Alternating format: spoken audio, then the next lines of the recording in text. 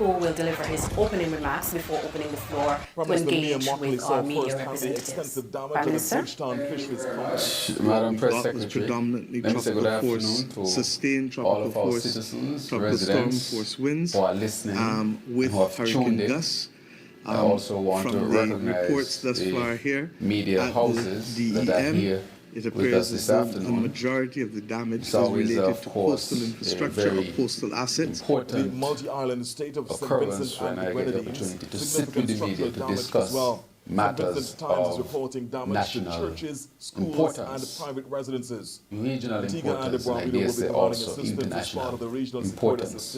Today, as usual, I will start out with a short opening statement that I will curtail, but just to touch on a number of very critical matters.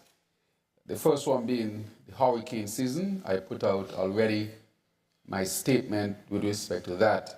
I see it circulating a bit more since we have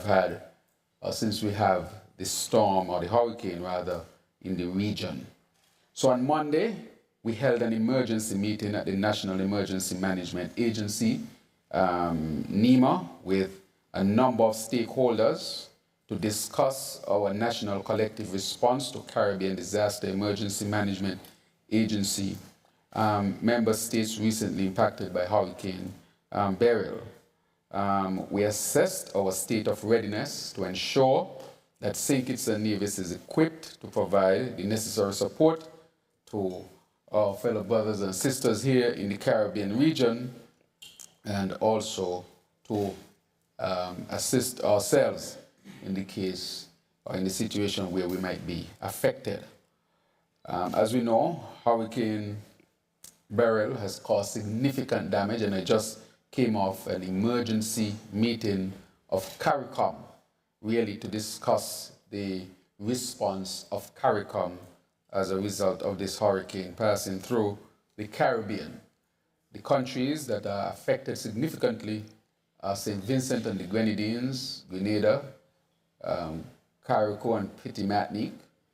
Also we had Barbados, Tobago, St. Lucia to some extent. And this has devastated the Grenadines and those islands for both St. Vincent and Grenada, which are Union Island, significantly affected. It is part of the Grenadines of St. Vincent. And then we had Carrico and Petit Martinique, which are part of Grenada. Hearing the accounts from the Prime Minister of St. Vincent, Dr. Ralph Gonzalez, Honorable, and Honorable Deacon Mitchell of St. Vincent, of Grenada rather, Petit Martinique and Carrico, one can easily understand the devastation that they suffered. They would give the official report, but based on what we discussed, it does not look good. And this is one of the things that I have been speaking about since coming to office, that we face an existential threat, and that threat is a climate crisis. And at some point, we will be hit hard. This year, we are seeing a record, a Category 5 hurricane in the month of June. This has occurred because the sea level, the temperature of the seas are high. The temperature that we see now is the temperature that is normally seen sometimes August, September, but we are seeing that in the very early part of the hurricane season. And that means that we are in for a rough ride in 2024. This is why I keep saying that we need to get to a sustainable island state. If we didn't understand what that means, it means to create a country that is resilient to these type of storms, that we build the infrastructure, we do the necessary things so that we can resist. And that is why I declared that we needed a climate-smart hospital. We need climate-smart homes. It has become almost a cliche, and some people are taking it for a joke. But when we see what has happened in the Grenadines, we know how serious that is. And that is why I am working feverishly to get that hospital up.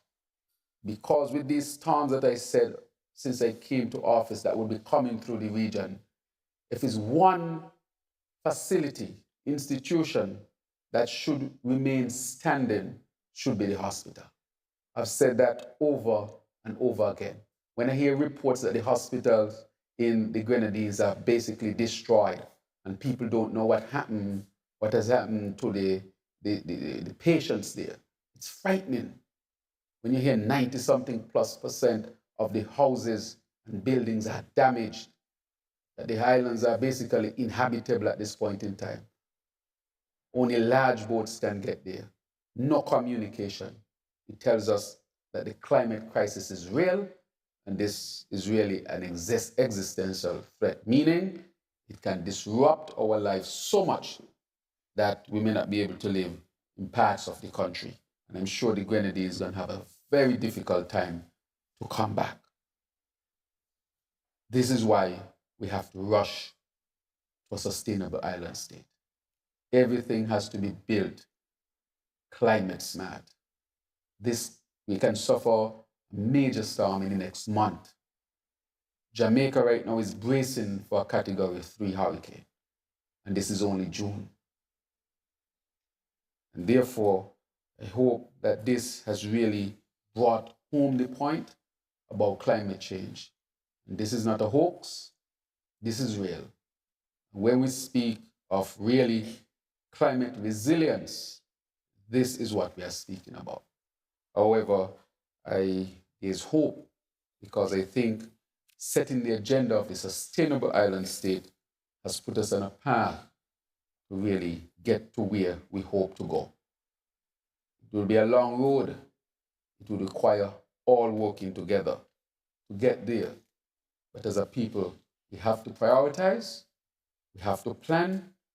We must know that this is going to be extremely expensive. Just to build a brand new hospital that is climate resistant is costing us 60 million US dollars. And that's just a hospital.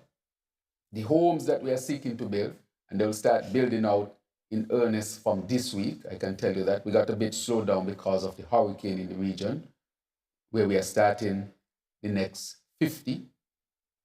We are rolling out. I spoke to the financiers for the program, and they have assured me that all is in place, and I've seen that all is in place. We need climate smart homes so that we can resist as much as possible these strong storms, these frequent storms, and all the changes that come with climate change. The whole world was aiming to limit the temperature rise by 2030 to no more than 1.5. It is projected to be at least 2, because human beings, we on this earth, we have responded slowly. If we get to 2, I can assure you that the hurricanes will become stronger and more frequent than what we are seeing this season. That is how serious the matter is. Just to pay for adaptation, meaning just to pay to upgrade our infrastructure to resist these storms, that cost is in the region of billions of dollars. Billions with a B, just to adapt.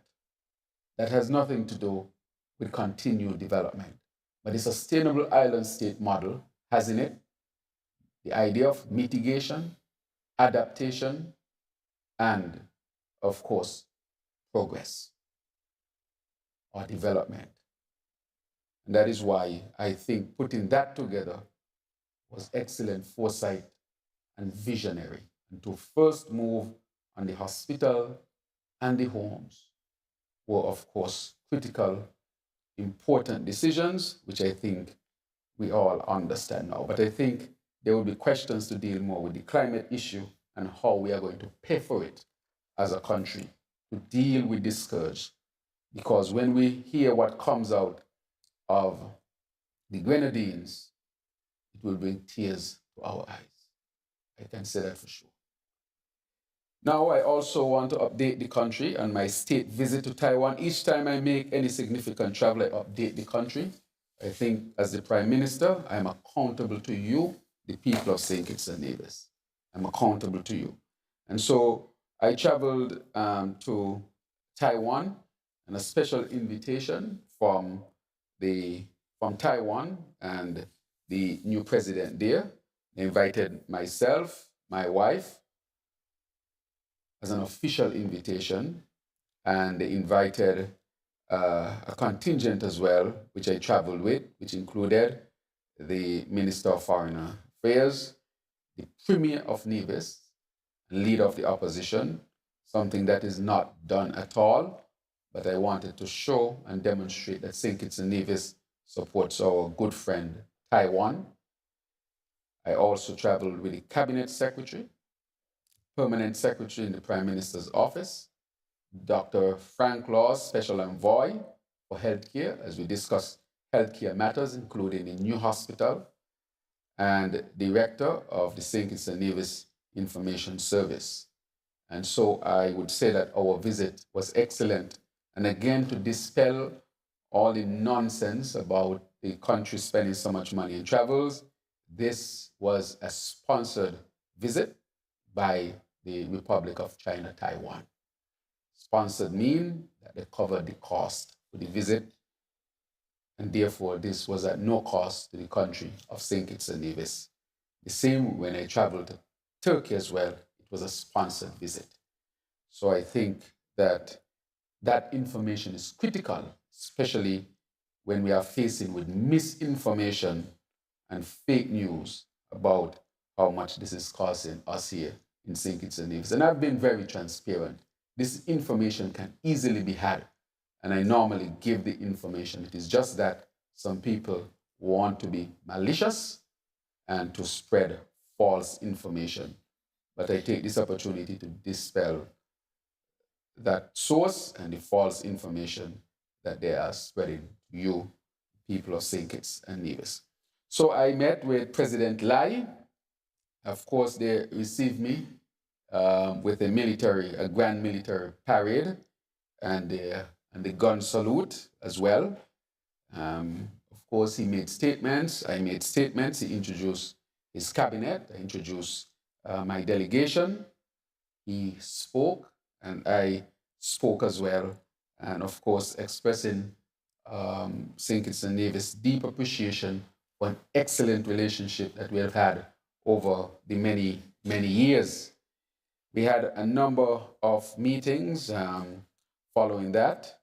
Well, one of the things that we also discussed was the hospital and its funding, which we have seen more favorable moves with respect to helping us to get there. So our hospital is already on the way. Not that shovel is in the ground as yet, but what we are doing now are the actual joints. But the hospital will start in earnest this year. So it's already set up to start, and I want to thank Taiwan for their significant contribution to it. We also discussed the issue of IT and IT in medicine and in our healthcare system. And Taiwan has committed to helping us to get there very quickly. As you know, I want to really thank Cable for their hard work in helping us to connect all of our health institutions. Those are health centers and the hospitals with fiber optic technology, so that we can even have telemedicine, where a patient can be in Sandy Point and a doctor in JNF can see the patient and consult the patient with a nurse. We have that type of technology now, and we have the most advanced, I would say right now, in CARICOM. We have the most advanced, and because of that, we will be able to introduce the technology into it, which is the electronic medical health record system, so that we can be counted among those who are advancing with the inclusion of IT. I promised that we will do this, and we will have, I am certain, one of the most advanced systems in the CARICOM when it comes to health information system and the technology that goes with it. It is critically important because, as I've said, if there's one ministry that must continue to run, or institutions that must continue to run, it must be health. It is the most basic of all, and that is why we are investing heavily when it comes to modernizing our healthcare sector here. We visited the Overseas Investment and Development Corporation, OIDC, and China Engineering Consultants, CECI, and we discussed a number of things to do in St. Kitts and Nevis, especially to do with renewable energy development, especially in solar. So I discussed with Taiwan about developing a large solar facility here in St. Kitts and Nevis so that we can get to our green country, our sustainable island state as quickly as possible. I also want to say that Taiwan is assisting us with getting our large desalination plant. I think we signed the contract this week based on what I was told by the AG, that it should have been signed last week rather. So I'm very certain that they're very close if they have not signed as yet. I'll get an update on that hopefully before I'm finished today. That is going to produce 2 million gallons of potable water. Again, because of climate change, we are not having enough rainfall. Because we're not having enough rainfall, we are not storing enough water, and our aquifers are suffering tremendously.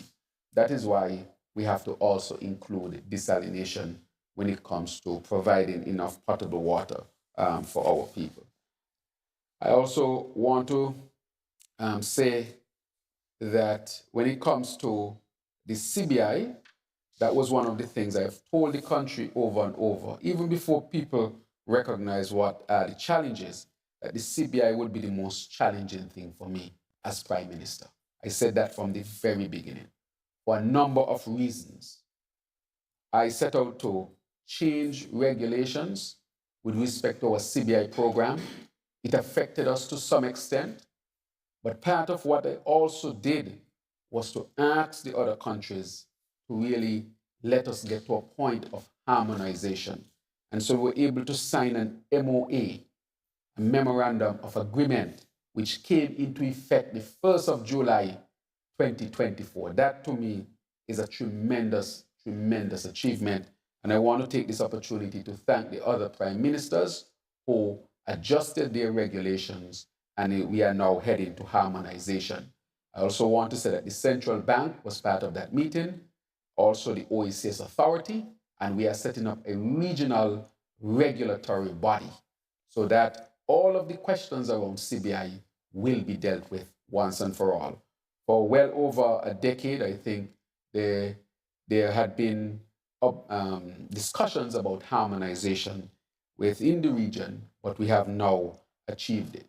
And so as a result, we are now able in earnest to relaunch our CBI program, which we intend to do July 10th to 14th in our, when we have our investment summit right here in St. Kitts and Nevis.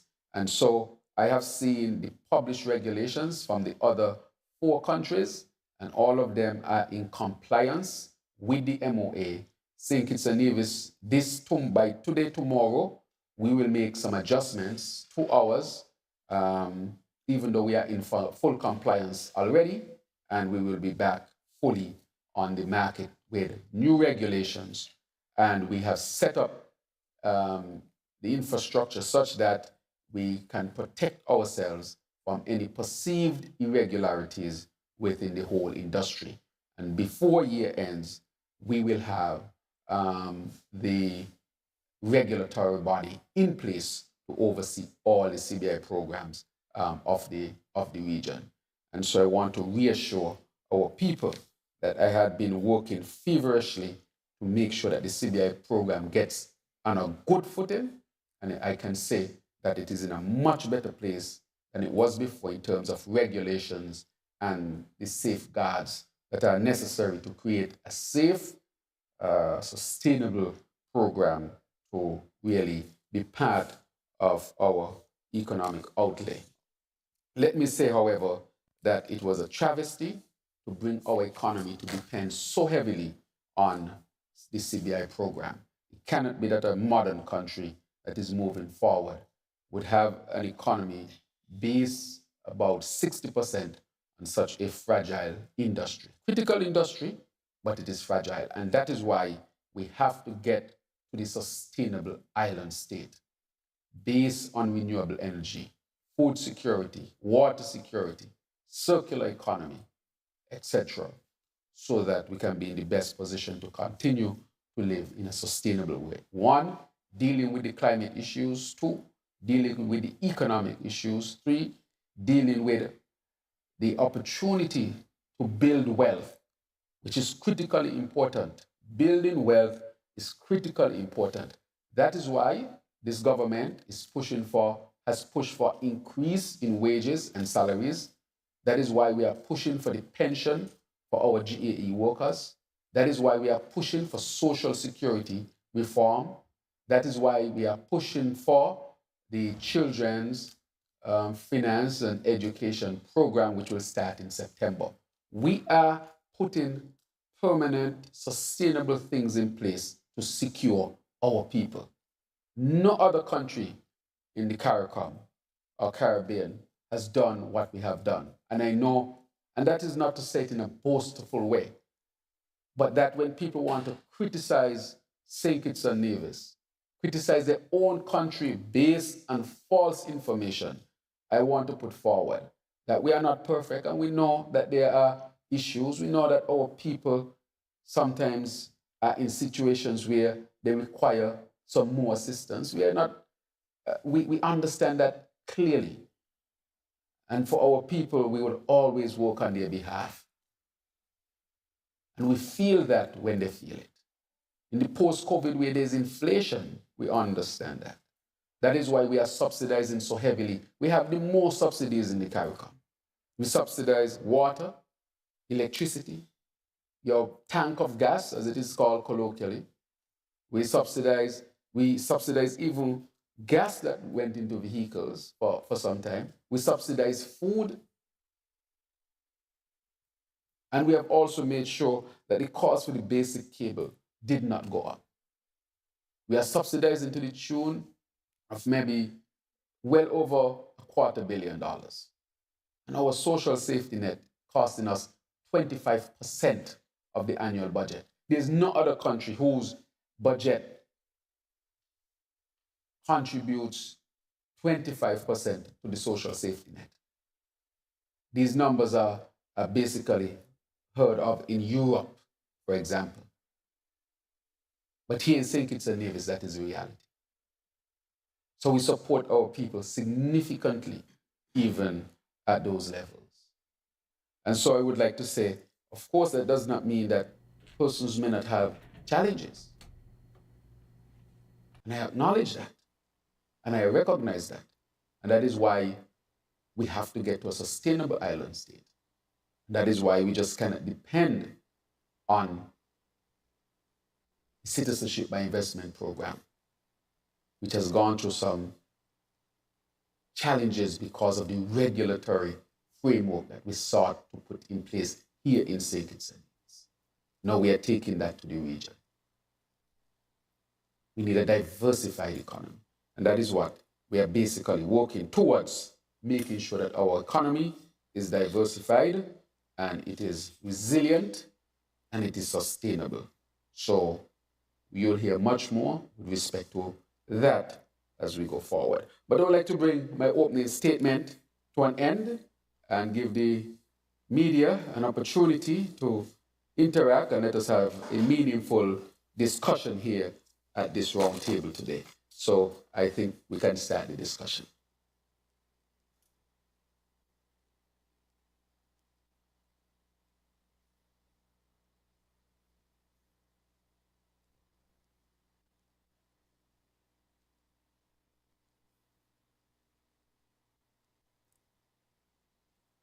Right, I think we can start. Yes, thank you, Prime Minister. At this point, we'll open the floor to members of the media. You pose 2 questions at a time so we can have a time to get at least 2 rounds in before we close.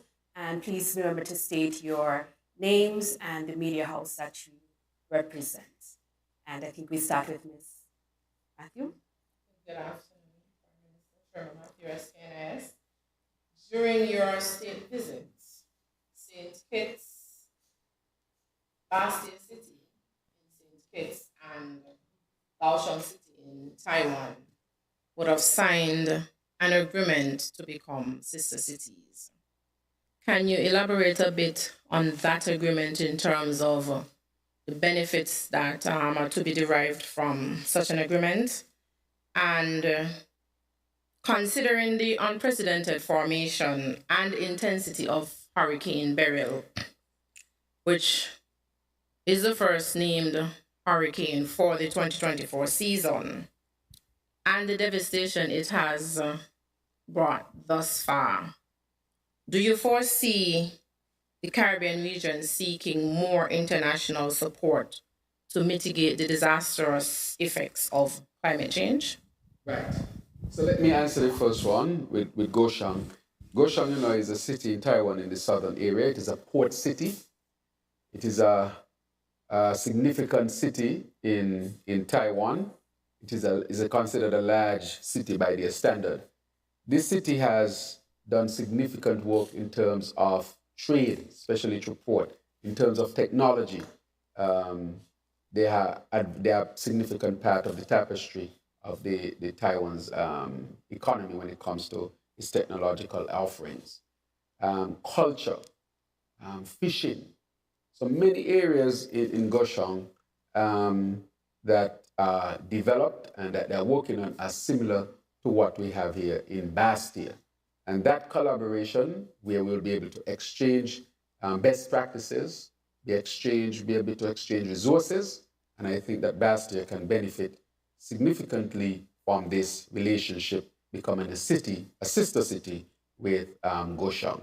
So there would be tangible benefits in terms of our development, and there will also be benefits from the human capacity development side. We already have students studying in Goshong, and we can expand on that so that we can help to get our people build their capacity to get us to our sustainable island state. So I want to thank the local government, the mayor, and I want to thank the good people of Goshong for really coming to the table and becoming a sister city with Bastia here in St. Kitts and Nevis.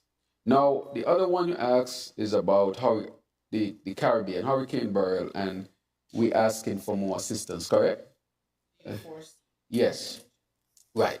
So the Caribbean, I look at the issue of the climate crisis from a perspective of climate justice. For me, it is not just asking for assistance as we will normally do when we need it.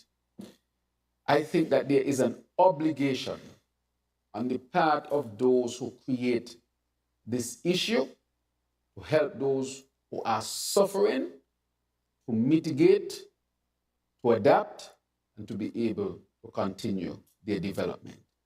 It is critically important. That is the argument that I have brought to the UN since my first address in September of 2022. It is a matter of justice. And that will always be my argument. Why? The industrialized nation started to develop. They developed on sources of energy that came from coal and fossil fuel. Among other things, these are contributing significantly to the climate crisis. Whatever they emit goes up into the atmosphere, destroy the ozone layer, that leads to the increase in temperature on the earth. And with that increase in temperature, we are seeing everything when it comes to climate change, the insidious issues and the more acute issues. Here in the Caribbean, climate crisis represents an existential threat. What does that mean? Our very way of life can be totally wiped out, as we are now seeing in the Grenadines. This is serious. And it's not just about assistance, it's about giving us the necessary resources. St. Kitts and Nevis cannot afford it. We can't afford it. It costs billions of dollars for us to adapt, for us to be able to mitigate, and for us to be able to continue to develop. We can't afford it. We did not create the crisis, yet we are suffering significantly from it. You hear our people crying that they don't have water. That is because rainfall has dropped significantly. Mold, that is because of the shift in the climate. Mold is growing at a much faster rate. Heat injury. You go to the classrooms and so forth, you see the heat that was never there 20 years ago, 15 years ago. These things are having tremendous impact on our physical health, our mental well-being. Has the ability to affect our planting patterns when it comes to our farming industry. Destroying our coral, which means less fish and less tourists to be attracted to our beautiful underwater environment. The rising sea levels, right here. The president of the UN General Assembly is a Trinidadian, called a meeting at SIDS that I attended. And I brought the plight of Koi Hotel. If you go out there right now, Koi does not have a beach because of the rising sea levels, because the ice caps at the poles are melting, and as a result, the sea level is rising and taking over the beach, or the beaches here in the Caribbean. If you go out there, you see the sargassum, what we call seaweed, spoiling the beauty of our beaches, which is the attraction in our tourism industry. So we are affected on all levels when it comes to the issue of climate change. And we will be asking for more assistance, but not cap in hand, but to say that we need climate justice. Your actions have resulted in negative consequences, and therefore we are asking you, because you have benefited significantly, to help us to deal with it. That should be the message from the Caribbean, and not just from politicians. The media need to also demand justice. Write editorials, connect with your people throughout the world who are in media as well, to say to them, the Caribbean deserves climate justice. That should be one of the mantra of the Media Association. How is the Media Association going to help to spread the Caribbean's message that we need climate justice? We can't afford it. This thing is weighing on me significantly because I know what is coming. I knew what was coming even before the people recognized what was coming. When I said we needed a smart hospital, some people laugh and say, you're always talking about smart. I'm talking about climate smart. You get hit by one of these category 5 and you'll be surprised how 80% of your houses severely affected with billions of dollars just for recovery. Set you back a decade or two. It's critically important. We need the assistance for mitigation, for adaptation, to help to protect us as far as possible from the climate change. But I will say this. It is disheartening when you hear countries still saying that they're going to increase their fossil fuel production, which means stronger hurricanes for us, which means the chances of survival are more challenging. When we see what come out of the Grenadines, and I say it, maybe this is the third time this morning, people will cry. When you hear Prime Minister say, I have not spoken to anybody on the island, we know that people are dead. We don't know how many are dead. We had to depend on Starlink connection to give us some idea of what is happening.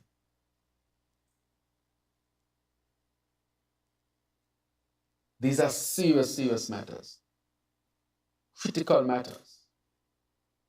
And I want our people to take it seriously. I've said to you, the people, that I will not lie to you. I knew what I was saying when I said we need to get to a sustainable island state as quickly as possible. We have to build that resilience, but we cannot afford it. Therefore, because we can't afford it, we have to ask for more assistance. But not only assistance in terms of what they can give, but they have to assist by cutting their emissions, because if they don't cut their emissions, no matter what we do down here, it is not going to make a significant difference. The hurricanes are going to get stronger and more frequent to the point where you cannot build anything to totally resist them. It will make life near impossible on these islands. If you're going to be hit every year by a category 3 to 5 hurricane, how are you going to survive? It means that people are not going to insure any Caribbean country. Otherwise, or we will not be able to afford insurance. When the insurance companies look at the projections, the insurance companies are going to put their premium based on the risks. The higher the risk, the higher the premium. More money out of people's pocket. And if you can insure, you can attract businesses. You can attract investments. This is how serious this matter is. Therefore, we have to ask for assistance in telling them, we are demanding that you cut. We cannot go and say, please cut. We have to say, you have to cut. Because we are dying down here.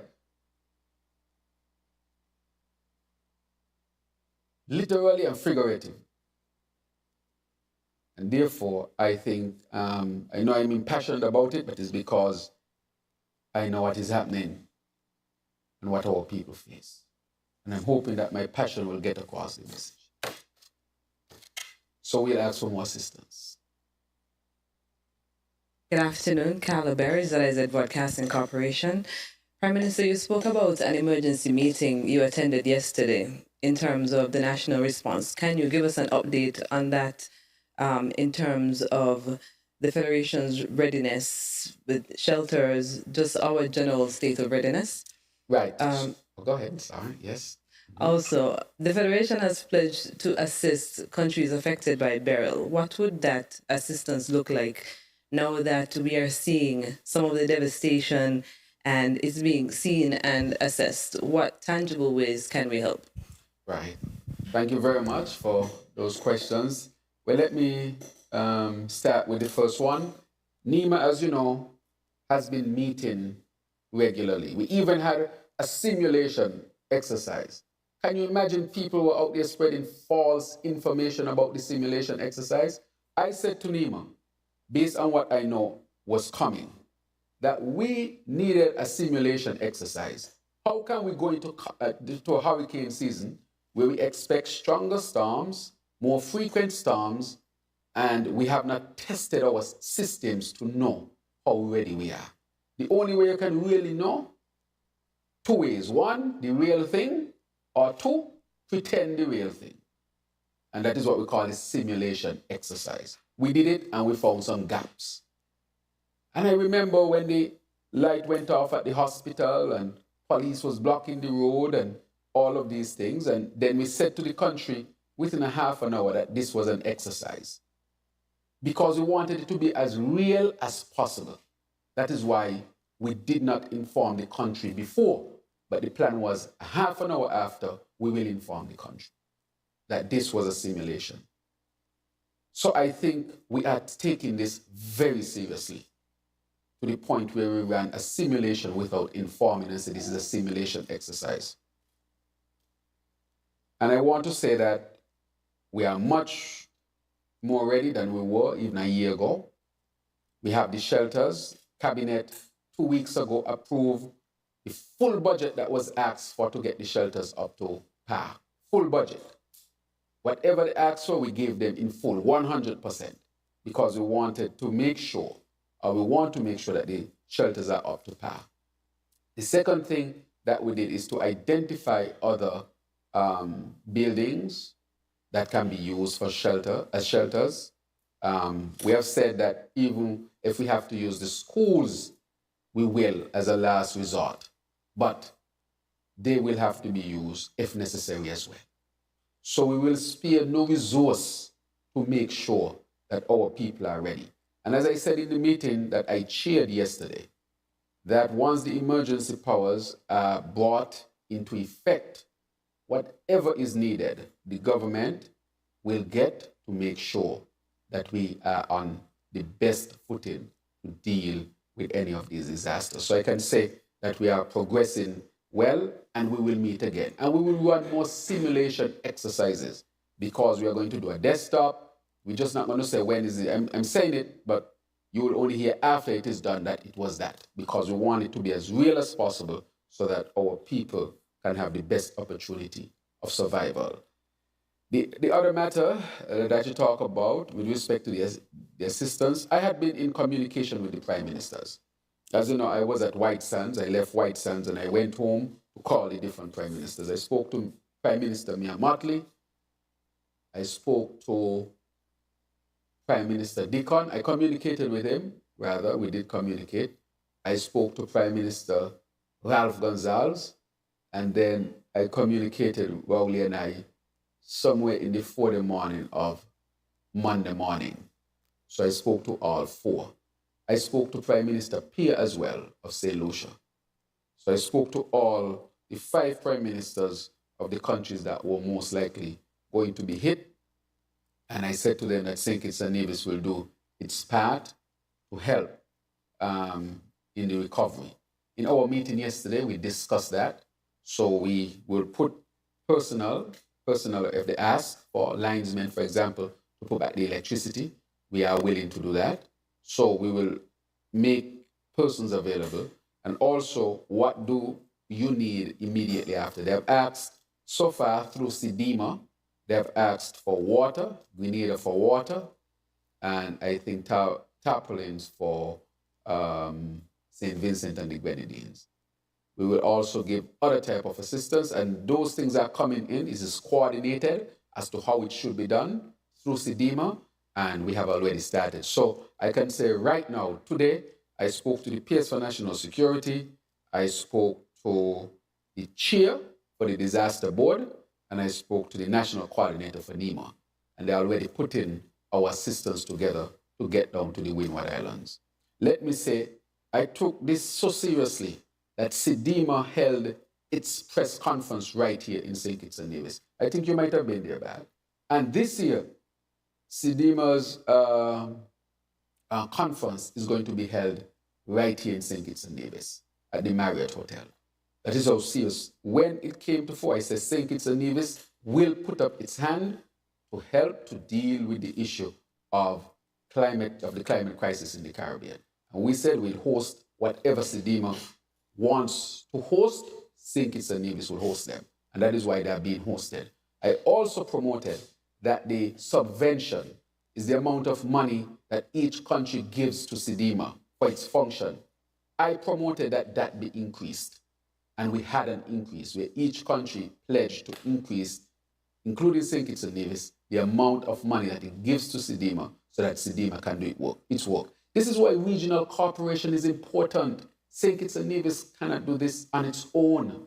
But when SEDEMA, which is a CARICOM institution where all of us come together and we set up this institution to deal with disasters in the region, it gives us the best opportunity to confront them. Can you imagine if St. Kitts and Nevis had to do it on its own? We would not come close to dealing with what is required to deal with the issues of disasters. So yes, we are working through SEDEMA, and we have already started to give the assistance. So right now I can tell you that St. Kitts and Nevis is in the process, and we basically planned before, and now that the call has been issued, St. Kitts and Nevis is moving full force to assist our fellow Caribbean brothers and sisters. And we can be assured that if we were to be hit, that we will receive the assistance from our Caribbean brothers and sisters, which we have received in the past, and the pledge is there also to receive it anytime in the future. So yes, Carla, we are definitely working on that presently. All right, Prime Minister,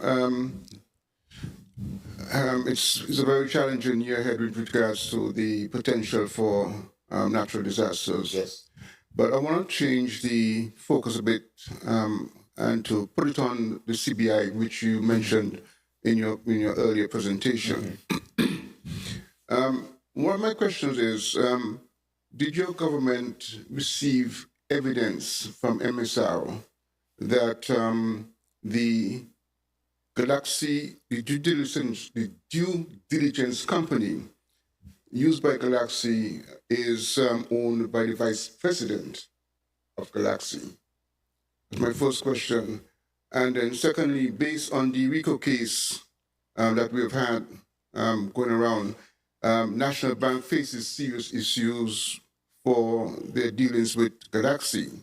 We understand that the Bank of America has been subpoenaed. Is there a risk that the National Bank will lose its correspondence U.S. Bank? Right. So let me say this to you, Mr. Bat, and not to you, but through you to those who are listening. Every petition must always act in the best interest.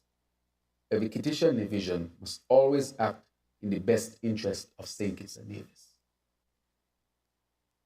If National Bank were to lose its correspondence banking, who do you think will be affected?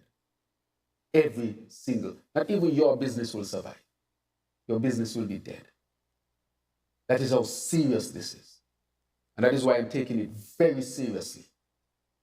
If you attack our banking system in any way, you are attacking the very survival of our children, of our country. St. Kitts and Nevis will be downgraded within a week. It's a very serious matter. I want to send home that point. National Bank is a reputable institution.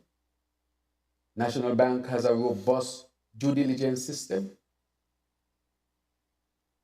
And I know National Bank has even enacted tougher regulations to make sure that National Bank is protected. To the point where National Bank was being seen as one of those banks that has done significant work to make sure it is protected. It will not only affect St. Kitts and Nevis, it would affect the region because National Bank is still the largest indigenous bank in the currency region. That is how serious this matter is. And I will not accept anybody who seeks to destroy the reputation of National Bank. It is beyond me. It is about the country. It's a very serious matter. And so I would say that National Bank has a robust system. With the changes of the regulations with the CBI program, we have introduced for the first time ever in any program in the Caribbean to make any issues of suspected underselling or whatever issues might not be complying with the law, criminal acts. So as I said before, we are not depending on anybody to determine how St. Kitts and Nevis should act. We have been proactive when it comes to that. Our action is to protect our program, to protect our banks, and to protect our country. And I will not entertain any sort of moves that would discredit our national bank. It is a very reputable bank. And so I would say, with respect to that, that we have strict laws. We are following our laws to make sure that we protect our program, which are the toughest laws in the region. And people are now just catching on to it. Since day one, I have been saying that this is very tough. This is very challenging. And I don't know if people were understanding exactly what I was saying. All these things that are being said and so forth, that was foreseen. I understood that.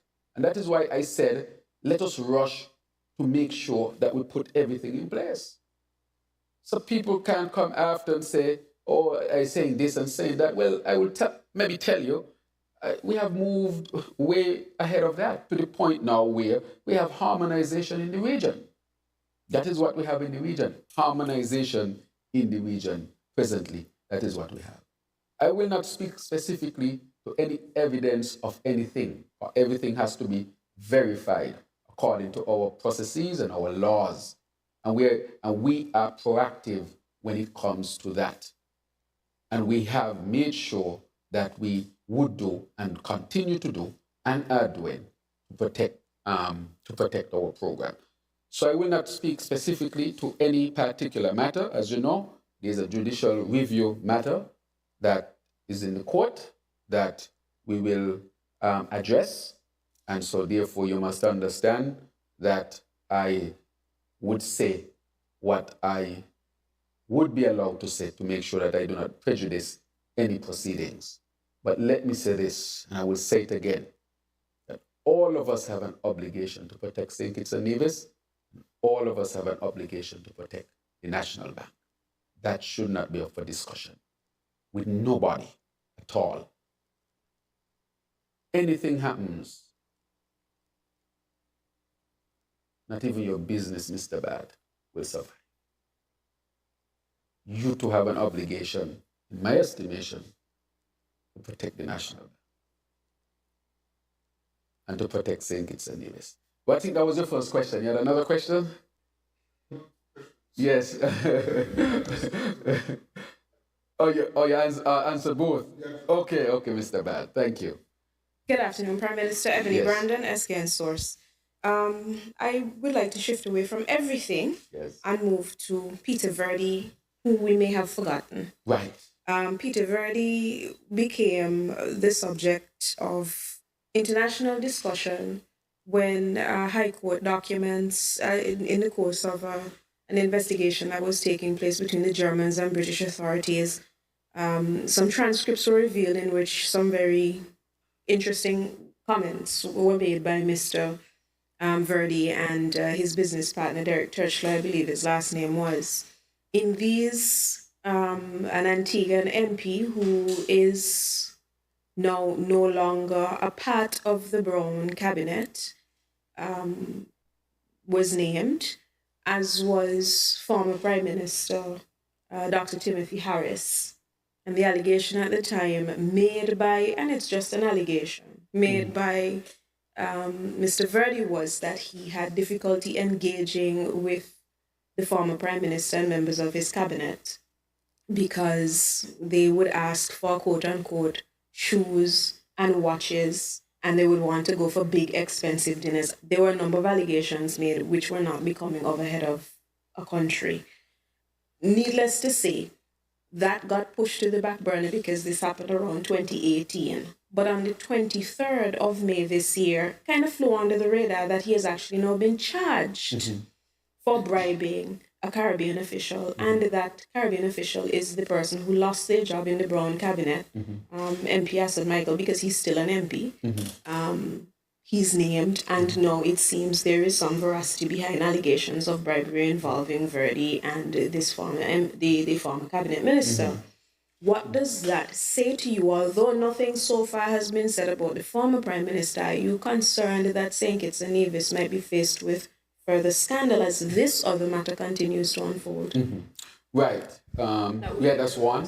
Yes. The other question I have is with respect to the recent concessions which your government announced. There were a number of things mentioned in respect of back to school, vehicle concessions closer to the end of the year. And I think what stuck out to everybody was the fact that you said that air conditioning units were going to be given some concessions as well. Timely because of the heat. Yes. However, we're back to the electricity because we don't yet have geothermal, which bumps us down to 17 cents per kilowatt hour. We're still up in the 60s. When everybody is able to get an air conditioning unit, how do we pay for it? And I'm especially asking that question because I don't expect that further subsidies can be given to anyone, but are you considering perhaps households that have small children and elderly people? What are we doing to keep their electricity bills under control? Thank you very much. I'll touch on the last one again. What you touch on there in the last question is adaptation. That comes under the big heading of adaptation. Adapting to the increased temperature. You mentioned two critical things. Already the country has to forego revenues by giving concessions so that people can get cooling units. a significant revenue loss by the government. And then the second matter is, which you are correct, people will use more energy, and most of that energy is subsidized, which again put a big burden on the government. And of course, the consumer will have some increase in the electricity bill, but we continue to subsidize. So this is another part of the climate crisis, the adaptation part. Because the temperature has gone up, people need cooling units, which means expense for a unit and expense for electricity. And that's an economic burden, a significant economic burden that we can't afford. We really can't afford it. When you add all of the things that we need for adaptation, no country in the Caribbean can afford it. We will go bankrupt. And people will be demanding more and more. I can't say that the people are wrong to demand more and more, because if you're hot and miserable, you want to be cool and comfortable. Can you imagine in a house and you're hot and you're sweating all night?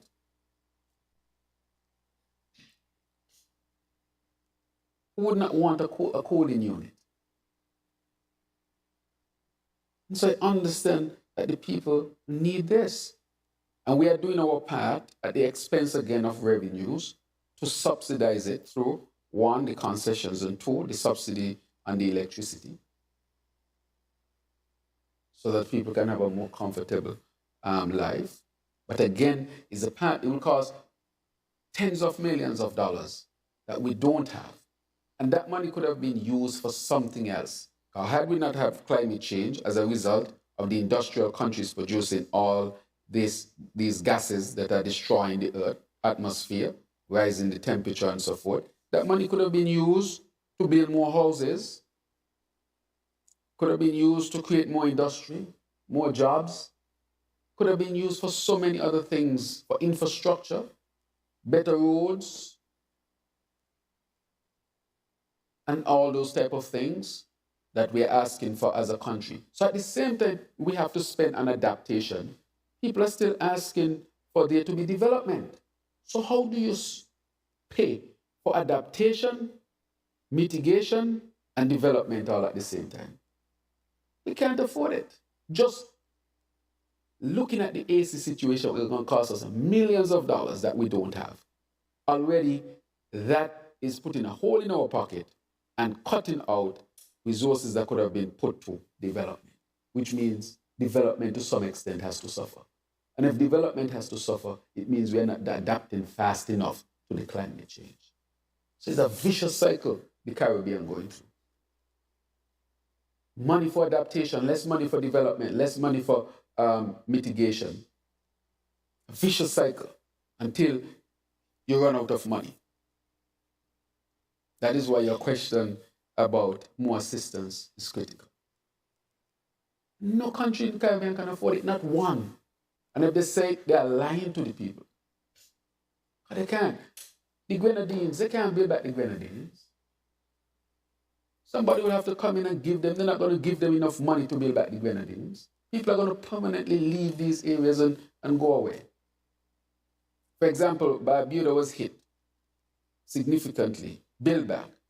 If in this climate change, Barbuda is hit again, you think those people can say, Lord, man, I just get hit. I build back my house, I get hit again. And let me just pack up my bag and go. This ain't make no sense anymore. That is why I'm saying this is an existential threat. People will become so frustrated that they just say, let me pack up my bag and go, I can't take on this. And these countries don't have enough money to adapt to what is happening. So I got a green card, I go in America, believe. That is what we are facing here in the Caribbean. And so the question that you really ask is a question of adaptation of these AC units and the electricity to do them. That is why we need a sustainable island state. That is why we are rushing to geothermal and solar energy to cut the energy costs so that we can pay for the adaptation. But nobody can come from anywhere and save us, but we can't do it without them.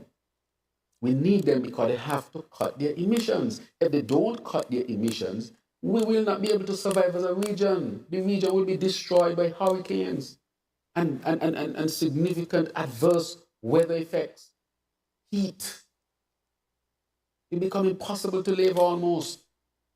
Because again, we have to find the energy to power all of these cooling units. If you go to the Middle East, they have oil, so they have the oil to power the AC, the cooling units. And then they don't have hurricanes, but we're going to have heat, hurricane, lack of water, and where's the money going to come from to deal with all of those? That is why we have to get to the sustainable island state. We get low-cost energy, puts us in an opportunity to have more resources to spend on infrastructural development, stronger infrastructure, and to make sure everybody can be cool, have those cooling units at low cost. That is why we are rushing towards geothermal and solar energy, because it is just too expensive. But each time you talk about one of them, is the same story. Right? Does it come back to the same thing? No, the Verde matter is a serious matter. I have been speaking about this for a long time. Remember, this transcript came from a reputable institution, which is the British court. The British court, they had the information based on tapping of a phone, tapping Verdi's phone and getting the conversation between Mr. Verdi and Dr. Harris. And in that, from the British, they had in that transcript where he was asking for watch and shoes, expensive dinners, and after parties. This is in the transcript of the British court. I am not making up this. This is a serious matter.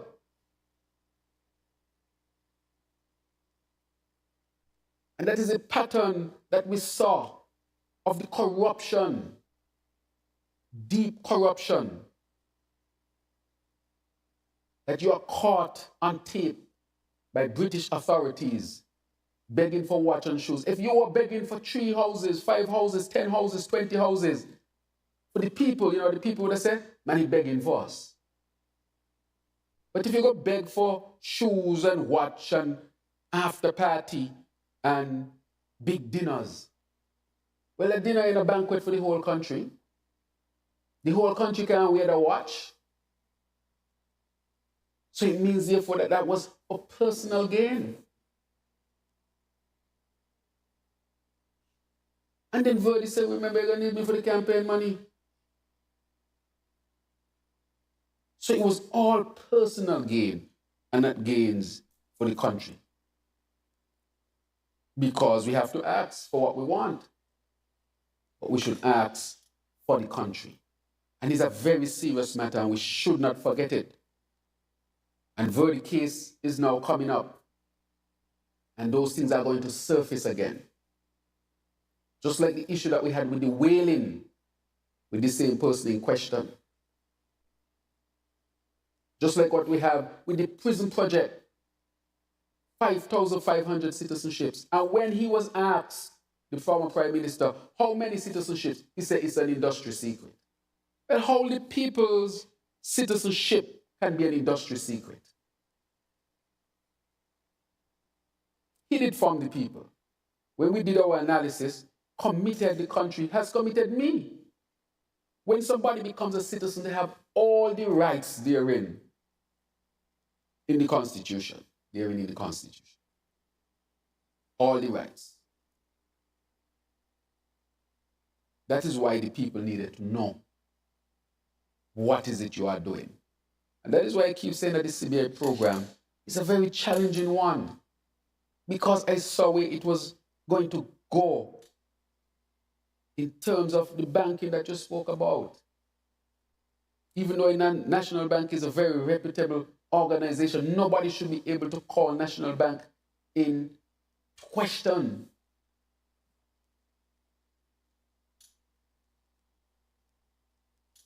That is why they would not pass or put into effect integrity in public life. That is why they would not do that.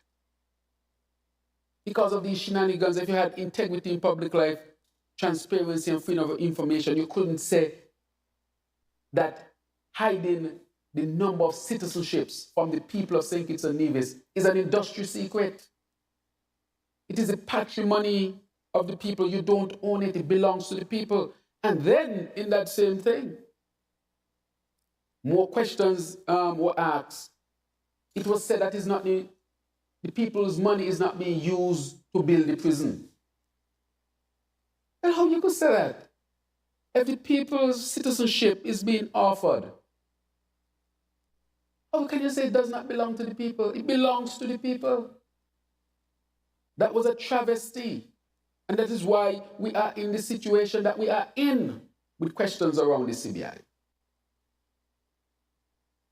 This must be laid at his feet. And I spoke about this even before the elections. And others spoke about it. And he hid it, and he hid it, and hid it. But the government changed, and the facts are coming out at this particular time. And I will go further to say that members of his family have businesses in the CBI program that have made millions of dollars. Nicola Capital, in his next press conference, asked him who is Nicola Capital, who owns Nicola Capital, and how much millions they have made. Because they used to direct investors to Nicola Capital. Corruption. And that is why I say, well, he doesn't just be quiet and move on and give the country a chance to breathe. Because there's so much to uncover. Nicola Capital. Millions of dollars as a result. And so it is all part and parcel of the corrupt infrastructure that the last administration had established, led by the immediate former Prime Minister, Dr. Timothy Harris. I want the media to find out who is Nicola Capital, who owns it, it is registered, and how much millions they made from the CBI program. That is a question to be asked, and the people deserve the answer on that one. Each time he talks, I'm going to reveal more and more. Each time he talks, I have a lot more. Give the country a chance to breathe. You're the total opposite of what is integrity in public life, transparency, and so forth, because you refuse to put the regulation and the law in place. All right, any other questions? Prime Minister, can you give us an update? But currently, there are a number of capital projects on the way. Is it possible for us to get an update on those projects? And in a recent hearing of In Focus, the Director of Public Works, George Gilbert, would have mentioned that the department is looking to add new engineers to its staff. With those capital projects continuing to be rolled out across St. Kitts and Nevis, can you discuss the efforts being made to upgrade the engineering capabilities at Public Works Department to ensure that projects adhere to new sustainability standards? Yes, thank you very much. That's a very good question. As you know, the people in St. Kitts and Nevis have been asking about the capital project. Recently, I took to my own Facebook page and I started to just post all the projects that are taking place. I'm not even talking about those that have been completed. Just to dispel the notion and the misinformation that there are no capital projects. And I went through a series of them.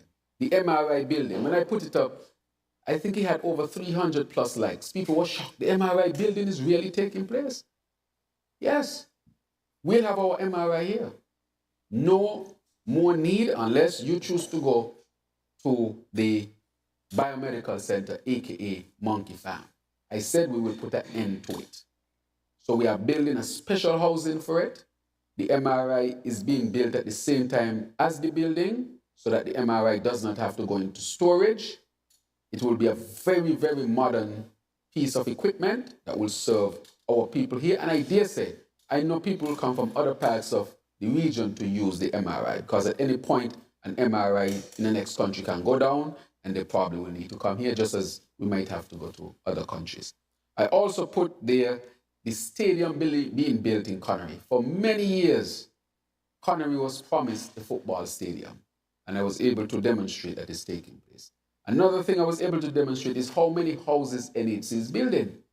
NHC is building presently over 20 something homes. And that is even before the full rollout of our smart home program, which in earnest is going to kick off very much this week. I was able to show the Social Security program of building homes. Presently, they have about 6 to 7 large buildings under construction. I was able to show the St. Peter's Main Road. That is a multi-million-dollar investment program. I was able to show the new traffic 3-story building being built to house the traffic department and move from the small room that we have at the St. Johnson area. I just said, let me just start to post them. And people were really like, I also post the desalination site from Canada, where we are doing with the UAE desalination, but it's going to be fueled by solar energy. So I just put in them, and people are asking, this is really going on in St. Kitts? And I'm saying, yes, this is really going on in St. Kitts. But there was some misinformation out there that no capital projects taking place. And our major capital, which our housing, and I spoke to the financial institution that is funding that, and they have confirmed to me that it is fully funded. And we went to Parliament to complete part of it, which we have done. And so the hospital, I spoke about that as well, which is a $60 million investment. The new diesel plant, which is a $30-something million, well, a $60 million US investment. The new diesel plant is a $13 million US investment to make sure that we have water. The Bastia High School, the renderings was shown. The plans are now being drawn up in their detail. So we have, and the geothermal, which I'll give some details on my next roundtable or press conference or my next media presentation. So we have a lot of things on the go and rolling out presently. So I really wanted to dispel the whole misinformation that nothing is happening. The other one, and that's only some, that's not even all. Because the Joshua Abidaya School, is going to be on stream, and I think George Gilbert would have spoken about that as well. Now we realize we have a human resource shortage at Public Works, and so the minister brought it to the cabinet, and we really sanctioned that we bring engineers from Cuba. So there's a cadre of engineers that will be coming from Cuba very, very soon. When I say very soon, which in a week or two, that's soon. And they will help us to really get out these capital projects much faster. They'll help us to streamline a lot of the processes of building maintenance, getting projects going, building up our resilience when it comes to infrastructure and so forth. So we are getting that cadre of engineers from Cuba to really help us to push forward with our infrastructure plans and ideas and vision. So yes, all those are taking place. Mm-hmm. Mm-hmm.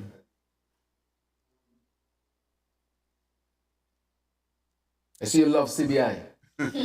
Well, I've been honest and be honest CBI this. Okay.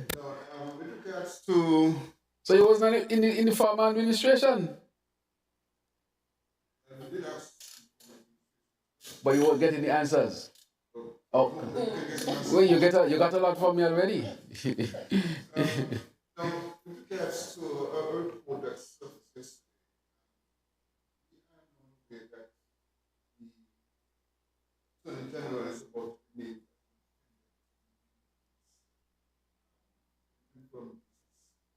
I'm not aware of that. in regards to, and for clarity, because we have accused. Let me ask you, where are you getting, because you are asking this, where are you getting this information? From a what? From a reliable source. Okay, because when you say you're asking me a question because you're getting from a reliable source, I want to know the authenticity of your source as well. There is also another matter. You have accused the administration of allowing the selling of our citizenship through the gay project.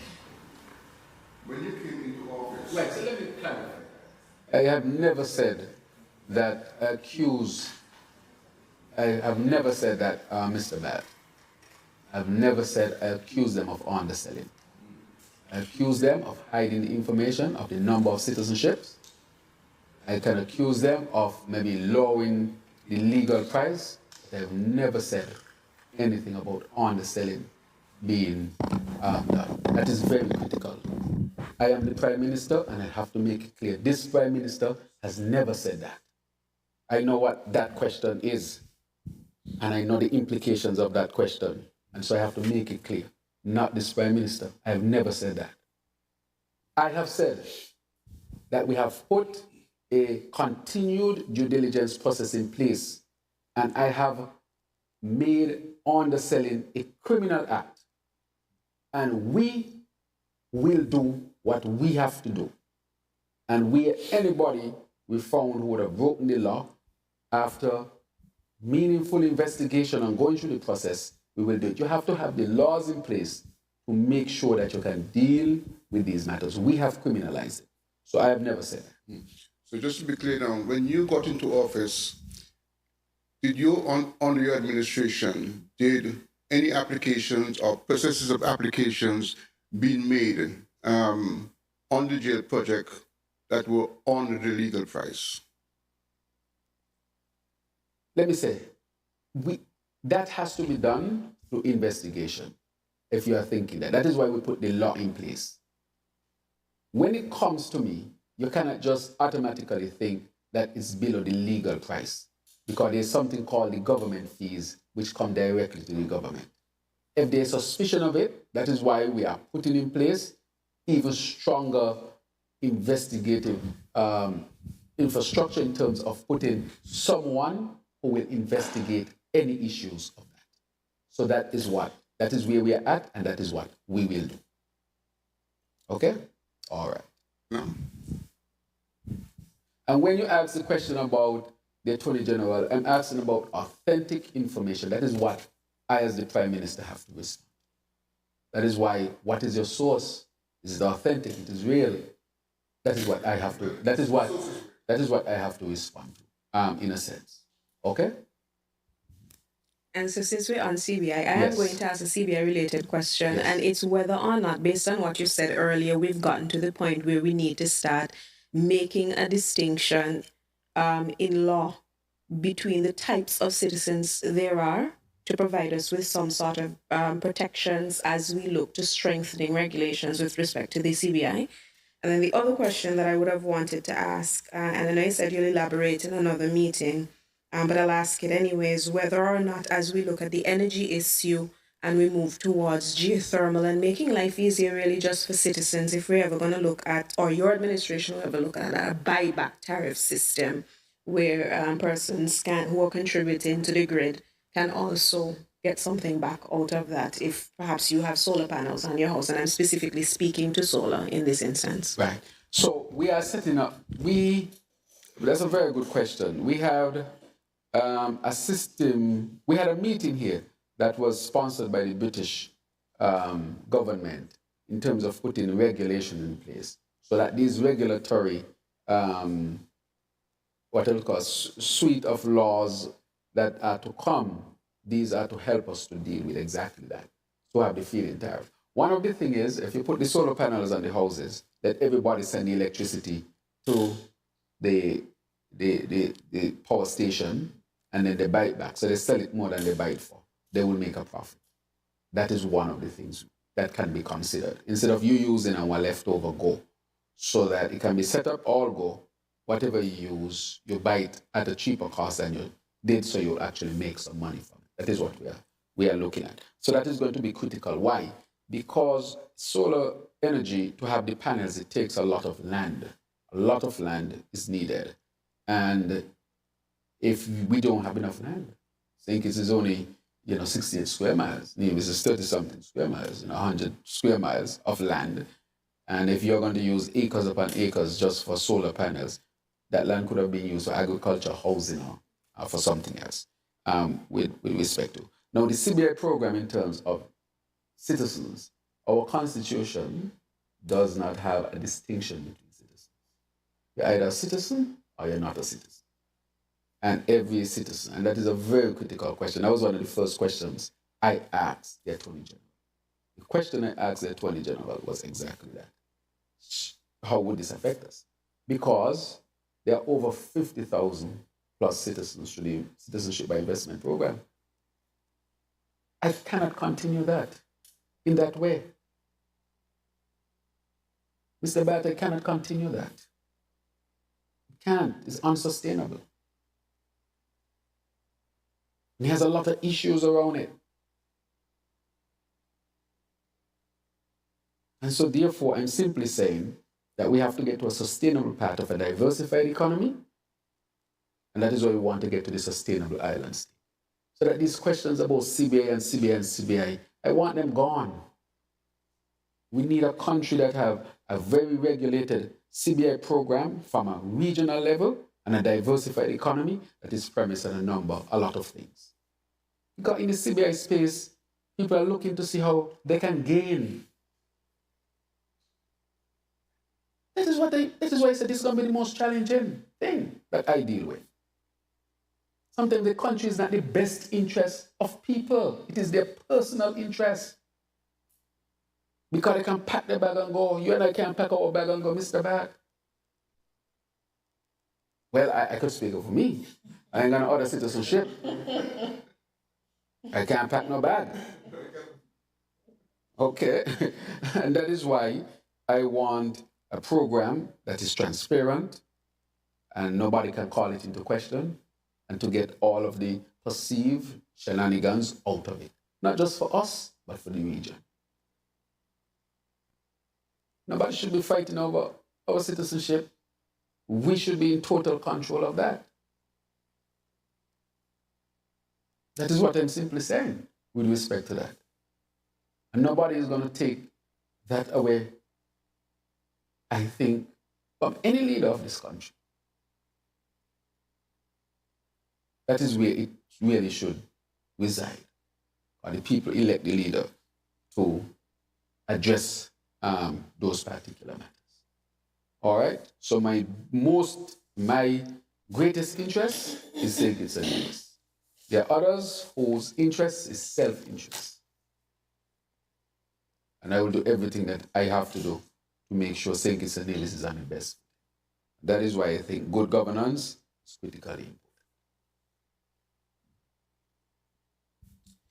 Mr. Prime Minister, St. Kitts and Nevis has been subscribed to the 25 by 25 agenda.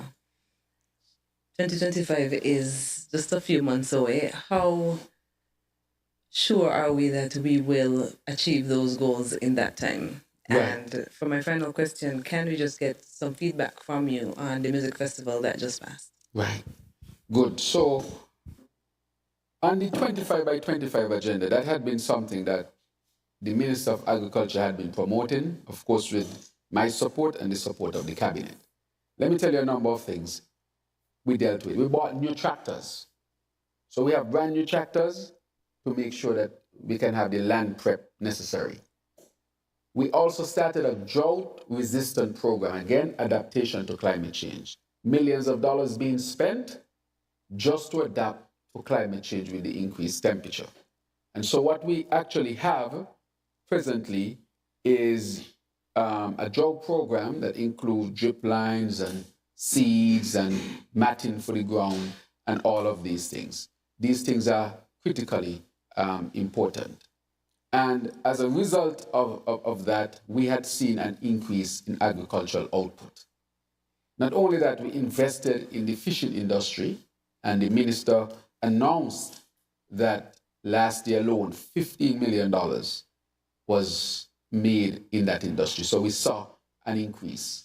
We are about to engage on a fisheries, and we are going to put that down in the Deep Bay area. But that is a fishing town, so to speak, a fishing community.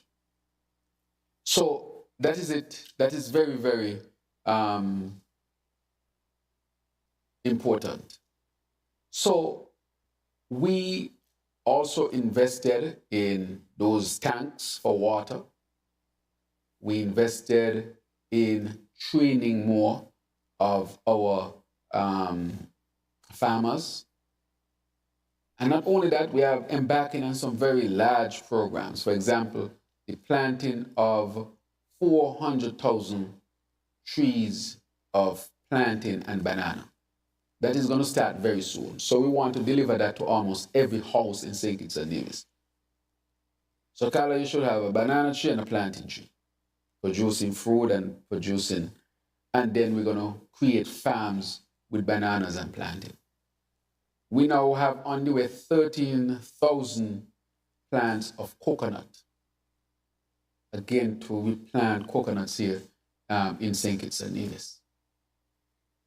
So in a sense, we have done a lot of work establishing Bayfords again. Southern University is coming very soon, in this month actually, to help us to build out Bayfords. There will be a center of excellence for livestock. So we have done a number of critical things that we think will get us there or close to there. And I think the minister has the numbers. And St. Kitts and Nevis has been identified as one of the countries that is on its way. We have taken this very seriously, and we have made the necessary investments with respect to it. With respect to the music festival, as you know, that the music festival was started in the 90s. It's a very long-standing music festival that keeps getting better. Last iteration of the music festival was very, very successful. All 3 nights were attended. They had great attendance. The people came out in their numbers. As one person told me, you look like you have more people in the VIP than you have in the regular. And I know that, you know, in the VIP you have to pay a substantial amount to be there. But I think everybody had an opportunity to be at the Sigis Music Festival. I myself participated all nights of the music festival. I came back from Taiwan the Thursday, and I was able to participate the very Thursday night. And I did have an excellent time during the music festival. So I want to take this opportunity to congratulate the minister and her team for an excellent presentation of the music festival this year. I also want to add that White Sands at Carambola was very successful as well. I went there as well. That is when I left prematurely to speak to the other prime ministers who are going to be affected by burial. And it was just full. I mean, it was amazing to see how many persons were there. So I think overall the weekend went without incidents. It was well enjoyed by our people here in St. Kitts and Nevis. And I want to once again congratulate the minister on a wonderful, wonderful music festival, and to thank the people of St. Kitts and Nevis for making sure that it was a safe music festival. And as a matter of fact, I think St. Kitts and Nevis's name is now further along in the international community as a place where you can go to have fun and a place where you can venture deeper. So I think at the end of the day, it was a very, very successful. Let me say also, to the extent, even the hotels. I spoke to a sample of the hoteliers. I think Park Hyatt, Marriott, Koi, and they all told me that their numbers went up as a result. But generally, their numbers have been higher this year. And that has to do with the increased number of flights that we have had regionally and internationally. So we have seen a significant increase in our tourism sector. We have seen increase in our agriculture sector. And we want to see an increase as well in our energy sector as far as renewable energy is concerned. So basically, it is to build out our country. And then the other matter is, with respect to the CBI, we are getting ready to relaunch it on between July 10th and 14th, because we have made the necessary changes. We have harmonized in the region, something I was fighting for. And so the changes that I made affected the CBI program to some extent because we had the higher prices and so forth, but I was willing to do that to help to drive us to harmonization. And so I think we have reached that, and now we are ready to relaunch again. As you know, the only country in the Caribbean, only one to share its wealth with respect to a dividend with its people based on what is available in the resources is St. Kitts and Nevis. Why did I choose to do that? Because here you had a CBI program that was the people's citizenship being used. So I said, if there is any extra that is available, let's give the people directly. That is where the independence reset comes from, plus the other two dividends that were paid. So any extra at any given point, I would seek to see how I can get it to the people. So at the particular point where the program was affected, we cut back for harmonization and there's no extra, then we might have to forego that until we get back there.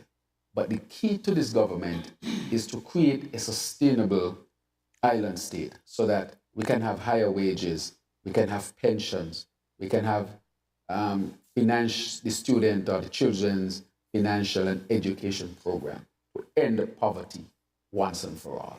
Those are the things that we are striving for, to create jobs in the green industry. That mean geothermal and solar energy. Let me add something here. St. Kitts and Nevis now has the largest technical course for solar panel training in the CARICOM. And we have the first cohort, the trainers of trainers they have just completed. We're now going to start our electrical vehicle mechanic training. The vehicles are supposed to come in, I spoke to Dr. Archibald, within a couple of weeks. And then we are going to get mechanics, and we're going to train those mechanics at the CFBC of how to take care of electric vehicles. By electric vehicles, that is what the world is switching to, and St. Kitts and Nevis is to be ahead. So you see, all these plans and programs, they work in unison, so that at the same time we are transitioning, we are preparing our people technically to take the jobs that are necessary to be had. So in a sense, it is all part of a whole, but the whole must function well. It is not that one sector is isolated from the other. There are no silos, all working one with the other. Because if we take down the cost of energy, everybody benefits. Personally, industry, jobs, everything, social programs and so forth, people really benefit significantly. So it is all in an effort to develop a sustainable island state, which brings everything together so that we have the best opportunity for proper living here in St. Kitts and Nevis. Thank you very much, Prime Minister Drew. And thank you also to the media houses for taking the time out of your schedule to come and engage with the Prime Minister. I know it's always a pleasurable time for both you, the media houses, and the Prime Minister to be able to share and discuss matters of national interest. At this point, we are about to wrap up, but I'll allow for the Prime Minister to give his closing remarks before we close off for today. Right, so let me close off by saying simply that this government and administration will continue to work on the behalf of you, the people of St. Kitts and Nevis. We are aware that things are not perfect and will not be perfect. We hear you. But please know also that this government administration is humble enough to always seek solutions to make your life better.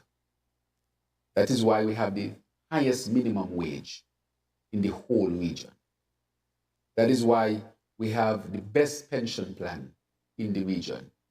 That is why we have social security reform to make it sustainable and strong for going into the future. 25% of our budget is built on socials and the social safety net, or goes towards the social safety net. That means elevate, that means lift, that means step, that means the children medical fund, and all the other, the uniform program, the funeral assistance program, the subsidies for electricity, gas, water, food, we are spending the largest part of our budget on these things throughout the region. The stats speak for themselves.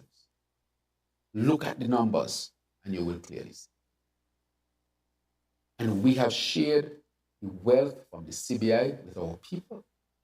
Whenever the opportunity presents itself, I will share it with the people. But it's a dividend, meaning that is the extra that is left after you would have fulfilled your full budget and any other thing that you can give directly. What we had to use funding for, we had to save the development bank. Just 2 or 3 weeks ago, we had to put $10 million in the development bank so that it can carry out its student loan program, so that it can be able to pay back Social Security. 10% of Social Security is owned by the development bank in terms of loans, or is loaned to the development bank. Let me put it that. If the development bank is not able to pay back Social Security, it will be in serious trouble. That's to the tune of over $100 million. I could not stand by and allow development bank to fail because of the bad management by the previous minister and his brother. And if development bank fails, Social Security will be put at great risk. So I had to ask myself a serious question. Where do I put that money? Had to put it in Social Security, indirectly through the development bank. So the development bank is now doing its student loan program, which had been stopped for a while because there was no money. And it is now able to pay back the Social Security, at least some of the money that it owes. And we hope that development bank can continue to stabilize to be able to pay back more to Social Security. Critically important. That, to me, is one of the most critical important decisions that had to be made. We are paying a lot for adaptation by subsidizing so heavily so that the cost to the people at the end of the day will not be so much. And I know that post-COVID, people are having challenges, but no other country, and I dare say no other country, has given so much to its people to ease the burden. And I stand on that with facts. And we'll continue to do what we have to do in order to make sure that our people can live the best lives. I want to say to our people, we need you. We have to work together to build out a sustainable island state. If we don't do it, our existence in the Caribbean is going to be a terrible one. Climate change is upon us. The temperature is expected to go above 2 degrees Celsius. The aim was 1.5, which is bad enough.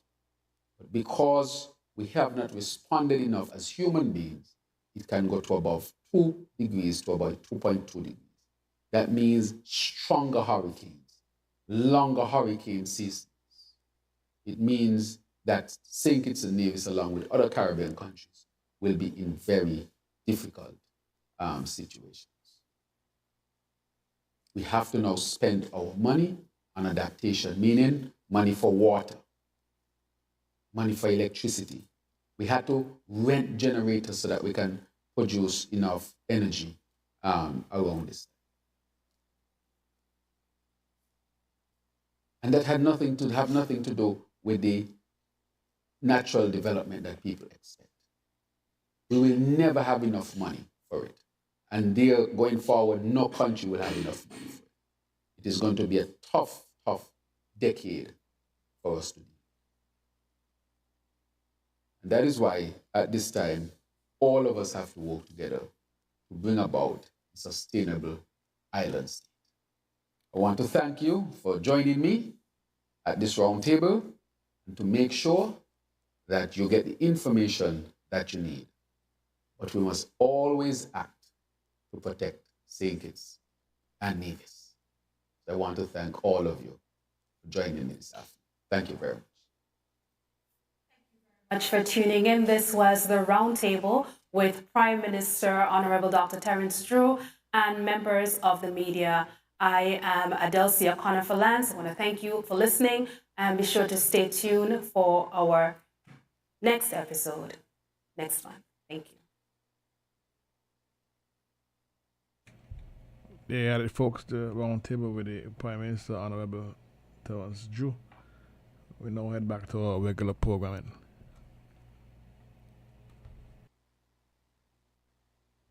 WINN is 98.9. 98.9 is WIN FM.